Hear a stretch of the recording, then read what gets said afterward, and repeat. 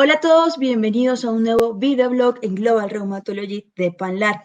Hoy nos encontramos con la doctora Claudia Márquez, ella es reumatóloga, PhD, profesora adjunta y trabaja en el Hospital Das Clínica, Universidad Federal de Pernambuco. Doctora, ¿cómo está? Olá, Estefânia. É um prazer enorme aceitar esse convite para a gente conversar um pouquinho sobre esse assunto aí tão interessante, né? É uma honra participar e estar aqui representando a Sociedade Brasileira de Reumatologia. Empecemos por cuáles son las preguntas sin respuesta que poco más de un año después de la pandemia existen en torno a COVID-19 y pacientes con enfermedades reumáticas. Então, ainda muitas dúvidas, algumas já até talvez esclarecidas, mas apesar da grande quantidade de informação que foi produzida no último ano, ainda algumas dúvidas permanecem, principalmente relacionadas com a frequência de COVID nos pacientes com doença reumática. Então, os pacientes com doença reumática têm mais COVID-19 do que os pacientes que não têm as doenças. A outra questão é sobre a gravidade, né, desses pacientes. Então, no início da pandemia, o nosso grande medo é que esses pacientes iam desenvolver formas mais graves, e isso ainda não está muito bem estabelecido, porque os estudos têm resultados diferentes em relação a isso.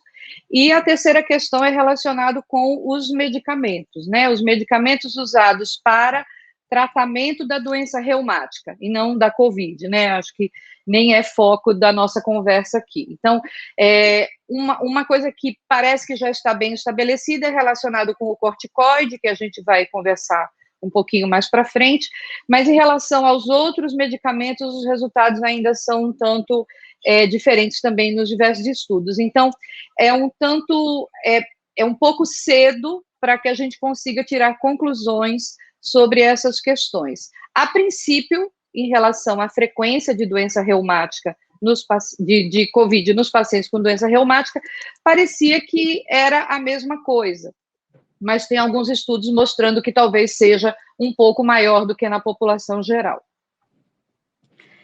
Que perguntas clínicas han emergido desde el punto de vista reumatológico después de todo esto? Então, acho que a grande dúvida que resta ainda em relação à parte clínica reumatológica é em relação à atividade de doença, das várias doenças e a interação com a COVID, sob dois aspectos. O primeiro relacionado com se o paciente está em atividade de doença, se ele tem uma COVID-19 mais grave.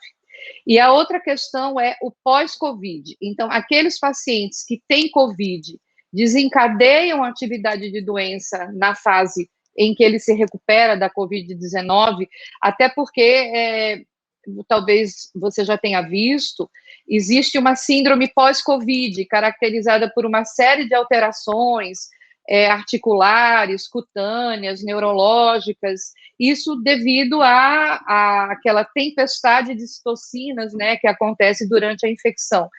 Então, essa pergunta relacionada ao desencadeamento de atividade pós-COVID também não está respondida.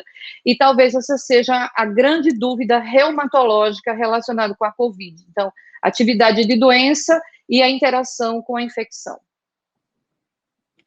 ¿Qué debería tener en cuenta un paciente si es positivo para SARS-CoV-2? Então, um paciente com doença reumática que comprovadamente está infectado, né, pelo SARS-CoV-2, isso a gente deve olhar de forma diferenciada. Então, aquele paciente que está bem, né, então ele está controlado da sua doença, a recomendação é que a gente interrompa o tratamento imunossupressor, porque por uma questão mais de cuidado, né, e evitar que ele possivelmente desenvolva uma forma mais grave, embora isso ainda não esteja muito bem estabelecido. No entanto, aquele paciente que está em atividade da doença reumática e que tem COVID, eu vou ter que levar em consideração uma série de fatores, né? Porque pode ser que eu, interrompendo o tratamento da doença reumática, eu deixo o paciente mais suscetível até uma infecção mais grave, uma vez que ele vai a atividade da doença também é inflamatória e eu posso juntar ali as duas respostas. Então, isso vai ter que ser avaliado individualmente. Mas, de uma maneira geral, no paciente que encontra-se controlado, é possível que a gente interrompa o tratamento durante 14 dias aproximadamente. Isso é o que está posto aí na maioria das recomendações.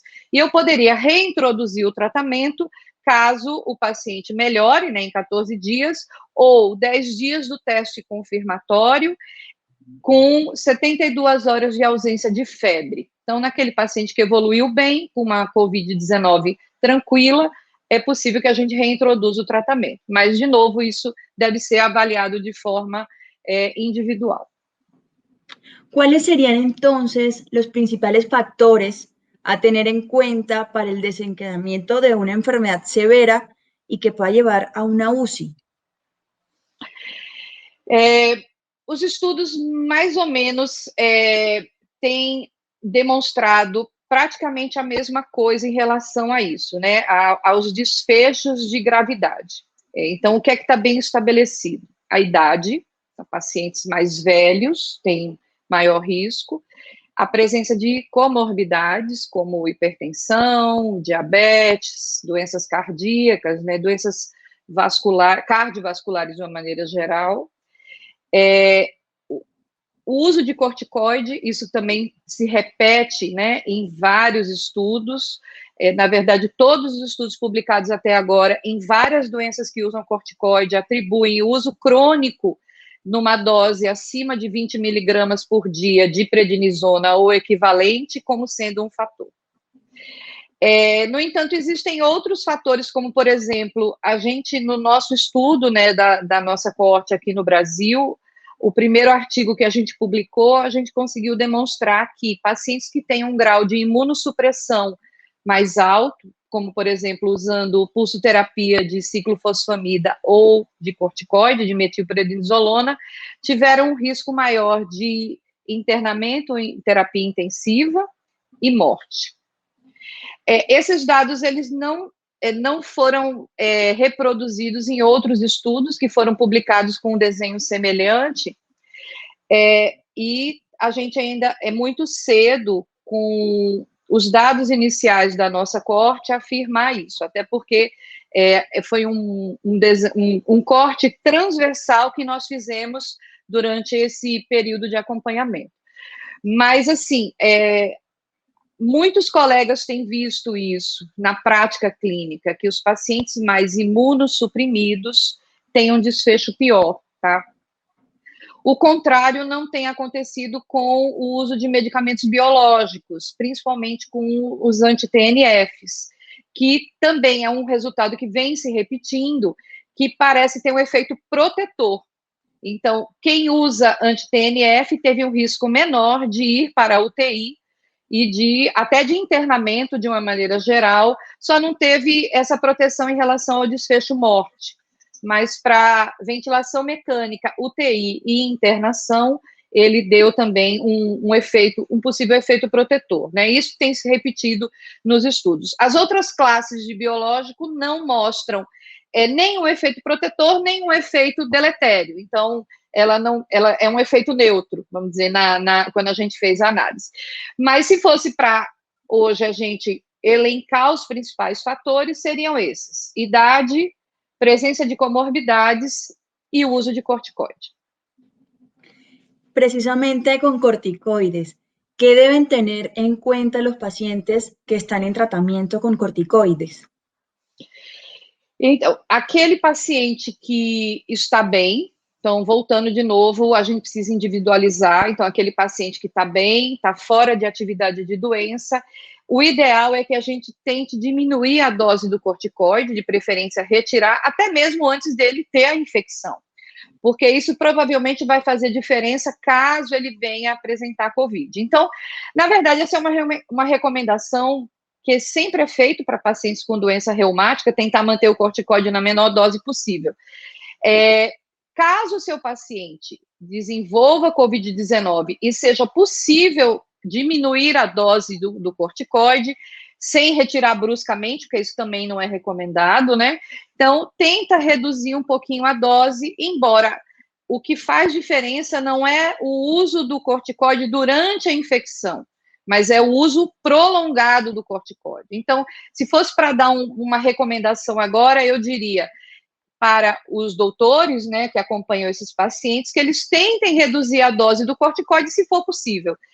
Se não for possível, aí você vai ter que manejar o paciente que venha a se contaminar, que venha apresentar a COVID, mesmo usando o corticoide, e aí tentar controlar os outros fatores. Mas a recomendação é essa, tentar manter a menor dose possível.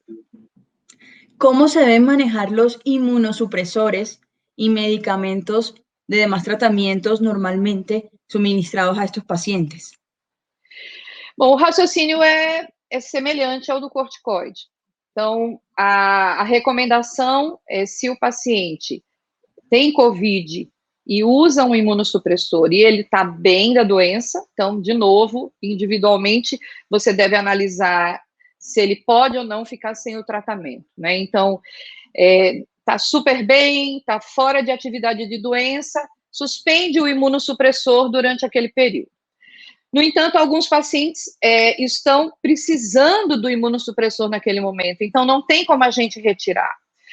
E aí você vai ter que entrar com outras medidas para tratamento da COVID. Se o paciente estiver muito grave, por exemplo, a gente pode recomendar o uso de imunoglobulina endovenosa, que aí eu vou conseguir resolver a atividade da doença, controlar até a própria COVID e tentar tirar o paciente daquilo. Então, às vezes, na retirada do imunossupressor, deixando a atividade de doença solta, isso pode ser um fator que agrave a COVID-19. Então, a gente tem uma expressão em português, não sei se você entende, mas se correr, o bicho pega, se ficar, o bicho come. A gente vai ter que analisar caso a caso e saber aonde eu devo ir, até onde eu posso retirar e como eu devo manejar esse paciente. ¿Cómo lograr más información en esta población, teniendo en cuenta que ahora no solo debemos analizar el efecto del virus en el organismo, sino la vacunación también? As maiores informações serão produzidas com esses estudos de acompanhamento de longo prazo. Até o momento, os estudos são ainda muito de cortes transversais, né? Poucos estudos ainda estão demonstrando resultados de acompanhamento desses pacientes. Então, no início da epidemia, eram relatos de caso, ao longo do tempo, isso foi melhorando o desenho dos estudos, eles foram ganhando uma robustez, mas as maiores informações virão desse acompanhamento. Em relação à questão da vacina, obviamente, estudos semelhantes vão ter que ser desenhados, né? Aqui no Brasil, já está em fase de aprovação ética o estudo que vai acompanhar a vacinação de pacientes com doença reumática, também é um estudo que está sendo patrocinado pela Sociedade Brasileira de Reumatologia. Então, teremos essas respostas daqui a um tempo, né? E a nossa coorte, a gente atualmente está com quase 2.000 pacientes incluídos, entre casos e controles. Os controles são pacientes que não têm COVID, e a ideia é a gente acompanhar esses pacientes pelo menos por 6 meses, mas como a epidemia está se mantendo durante muito tempo, provavelmente a gente vai estender esse período de acompanhamento que estão aparecendo desfechos que a gente não esperava, como a reinfecção, por exemplo. Isso não estava previsto, né? A gente achava que, em tendo uma vez, o paciente não teria mais. Então, alguns casos de reinfecção, tudo. Então, o estudo, ele é vivo, ele está sendo modificado à medida que a epidemia está acontecendo. Então, respondendo ao que você perguntou, os melhores dados, né, os dados mais robustos virão desses estudos de acompanhamento de longo prazo. Hasta la fecha, ¿qué podemos decirle en consulta a los pacientes que preguntan por el COVID-19 y por las vacunas? Eu acho que o mais importante em relação à COVID, né, que os pacientes perguntam, é em relação ao risco, e eu acho que é importante que se coloque que o risco parece ser semelhante ao da população geral, o risco de COVID de uma maneira geral, mas que pode haver um desfecho mais grave nesses pacientes em uso de imunossupressores. Uma outra questão é em relação às medidas protetoras, né? Esse discurso de que é muito importante o distanciamento social, o uso de máscara, lavar as mãos e o uso de álcool, isso não deve acabar, mesmo no paciente que esteja vacinado. Então, mais importante até do que a informação do remédio ou da gravidade é você insistir com o seu paciente de que essas medidas protetoras são muito mais eficazes, né? Um dos resultados do nosso estudo mostrou que os pacientes a gente, quando comparou, né, os que tiveram COVID com os que não tiveram, né, na nossa amostra, mostra que quem teve COVID, ela não cumpriu o distanciamento social em 60% dos casos. Enquanto que quem não teve COVID, esse número foi bem menor. Então, e isso teve até diferença estatística lá na nossa análise. Então, mostrando que provavelmente a pessoa pegou COVID porque ela se expôs à COVID, e não porque ela tinha uma doença reumática. Então, acho que isso é muito importante, né? Em relação à vacina, é importante, eles sempre perguntam, posso tomar a vacina para COVID? E a recomendação é sim, né, devem tomar a vacina. Dependendo do grau de imunossupressão, talvez a virada vacinal, né, a produção de anticorpos não seja tão eficiente, então doses mais altas de corticoide, alguns imunossupressores, uso de alguns biológicos, como rituximab, por exemplo, podem reduzir essa resposta vacinal, mas não há contraindicação. A recomendação é vacinar todo mundo, tá? Porque o benefício vai ser muito maior. ¿Cómo le ha ido a la Corte de Brasil en las investigaciones que realizan y qué datos iniciales nos puede compartir? Então, como eu te falei, atualmente a gente tem quase 2.000 pacientes incluídos, né? São 1.000 casos de Covid-19, 1.090 de Covid-19 em paciente com doença reumática e 800 e pouco sem Covid-19, né? Nós temos já 2 artigos publicados, o primeiro foi do protocolo, o segundo é esse que eu te falei, da análise das primeiras 8 semanas, e atualmente a gente está preparando, né, numa força-tarefa, vários artigos que vão ser publicados relacionados principalmente aos pacientes com artrite reumatoide, com espondiloartrites e com lúpus. E interessante é que esses resultados são muito parecidos. A gente não conseguiu demonstrar que, por exemplo, pacientes com lúpus tinham maior gravidade do que os pacientes com espondiloartrites ou com artrite reumatoide, pelo menos nessa análise inicial. Lembrando que é uma análise transversal, né? Ainda não é do acompanhamento dos pacientes em longo prazo. Então, a gente fez um recorte nesse momento, né, até janeiro, fizemos o levantamento e estamos em fase de análise. Mas o que eu posso te adiantar é o que a gente já conversou, no que já foi publicado, que o corticoide foi muito associado com desfechos mais graves, o anti-TNF que teve esse efeito protetor, né, e essa questão do distanciamento social que também foi importante, mostrando que aumentou o risco de Covid-19, né. Um outro dado interessante que talvez seja mais informativo, é que não houve nenhum efeito da hidroxicloroquina nos pacientes que faziam uso crônico, né, da medicação. Inclusive, tem um outro estudo que não faz parte da coorte, mas é um estudo grande que nós fizemos aqui, que avaliou o efeito do uso crônico da hidroxicloroquina em pacientes que tinham doença reumática e comparando com um contato intradomiciliar que não usava hidroxicloroquina. E a gente viu que a frequência de infecção foi parecida nos 2 grupos. Então, nós não conseguimos também demonstrar esse efeito protetor. E uma coisa interessante também que vem sendo falada é que esse paciente, talvez ele se sinta protegido e até se exponha mais, né, em relação à COVID, né, esse uso da hidroxicloroquina, assim como vem acontecendo com outras medicações para tratamento da COVID.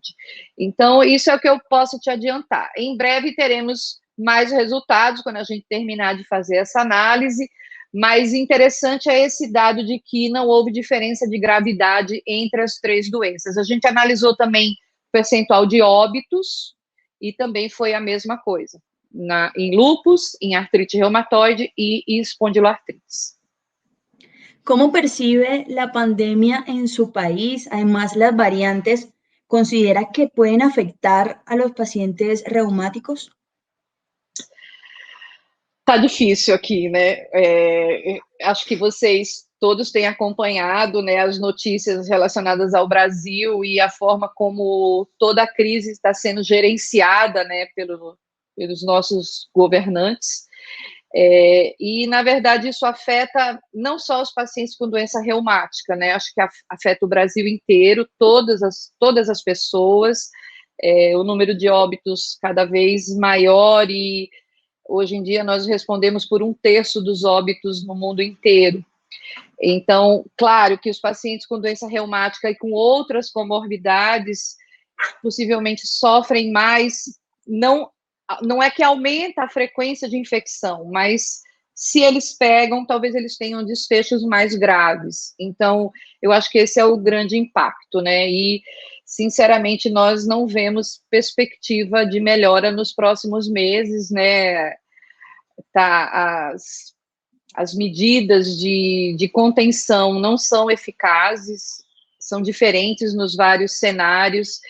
Nós temos uma população muito pobre, né, uma desigualdade social muito grande, e não é possível que se faça isso de uma forma eficaz para todo mundo. Então, realmente, um país continental, né, de dimensões continentais, com vários cenários diferentes, sociais, então isso com certeza afeta, e eu, sinceramente, eu não vejo quando isso vai acabar. Eu achei que a gente ia ter, esse ano ia terminar, mas possivelmente passaremos o próximo ano aqui todo ainda nessa situação. Finalmente, ¿qué le podemos decir a médicos y pacientes en torno a este tema para tener un abordaje muy claro e integral? Então, acho que para médicos e pacientes, o mais importante é a recomendação de manter afastamento social, manter as medidas protetoras, uso de máscara, lavar as mãos, né, álcool, se não for possível a lavagem das mãos. Isso é o que demonstra que é eficaz nessas medidas de combate à Covid-19. Então, eu acho que essa é a mensagem que tem que ficar. As outras questões de gravidade, de uso de medicamentos ou não, se você evita o contágio, você não vai chegar na necessidade de manejar com essas outras questões. Então, eu acho que o mais importante é essa mensagem. Mesmo que o paciente seja vacinado, ele precisa manter o distanciamento social e essas medidas protetoras. Existem relatos de casos de Covid pós-vacina, né? A gente ainda não conhece exatamente como é que essas vacinas funcionam nesse tipo de paciente. Então, eu acho que essa é a minha mensagem para deixar aqui. Lavem as mãos, mantenham o distanciamento social e usem a máscara. Isso vai ser mais importante. Doctora, muchas gracias por esta participación y por compartirnos todo este tema tan importante.